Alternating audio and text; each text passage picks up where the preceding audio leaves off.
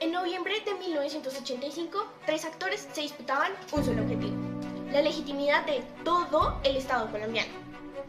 El presidente lo hacía desde el Palacio de Nariño, los militares desde los tanques y un grupo armado ilegal desde adentro del Palacio de Justicia. El problema era que ninguno de los tres lo tenía en realidad, y hoy vamos a explicarlo. Para entender por qué ese día nadie tenía la legitimidad, hay que comprender que para 1985 el Estado colombiano no tenía control total sobre su propio territorio. La teoría política es clara: para que un Estado exista necesita controlar su geografía y tener el monopolio de la fuerza. Para la Colombia de los 80s ese mapa no era más que una ilusión, porque los grupos ilegales marcaban sus propias fronteras y el Estado gobernaba desde el papel, pero no en realidad en la tierra. Entonces, ¿dónde estaba la legitimidad? En los documentos, en la Constitución de 1886, al menos eso en los discursos, pero en el territorio real nadie la ejercía.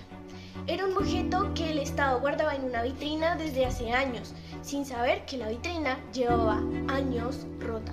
Esta fragilidad no era un secreto.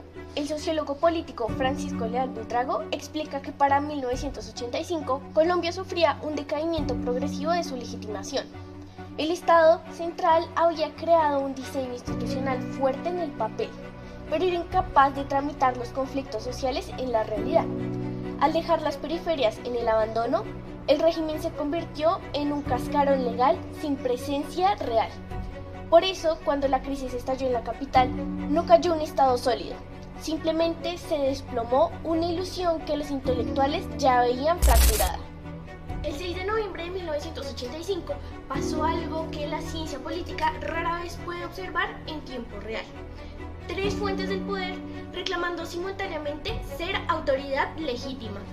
Betancourt decía tener la legitimidad. Era el presidente electo, el jefe del Estado. Pero cuando intentó conducir la crisis, descubrió que nadie le obedecía. Los militares decían tener la legitimidad. Eran la fuerza del orden, los guardianes del Estado. Pero operaron con una autonomía que ignoró por completo el poder civil. Y el M-19 se presentaba como voces de un pueblo que el Estado había abandonado, pero irrumpieron con violencia en el corazón de la institucionalidad. No reclamamos ninguna legitimidad y en medio 98 personas atrapadas en un edificio que ardía. El sociólogo Daniel Pecaut describe este momento exacto como un choque de legitimidades precarias. Un M-19 cegado por su falsa ilusión de una representación popular que no tenía, enfrentado a unas fuerzas militares que operaron bajo su propia noción de orden.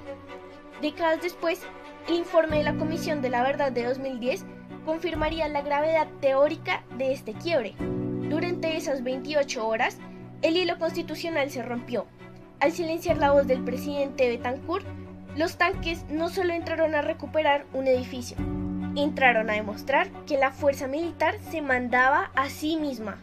Y cuando el humo se disipó, quedó una pregunta estructural sin responder. ¿Cómo un Estado podía perder control de su institución más simbólica en medio de la capital? La respuesta es que nunca lo tuvo del todo. El Palacio en Llamas no fue el accidente que rompió algo que funcionaba. Fue el espejo que reveló lo que ya estaba roto desde adentro.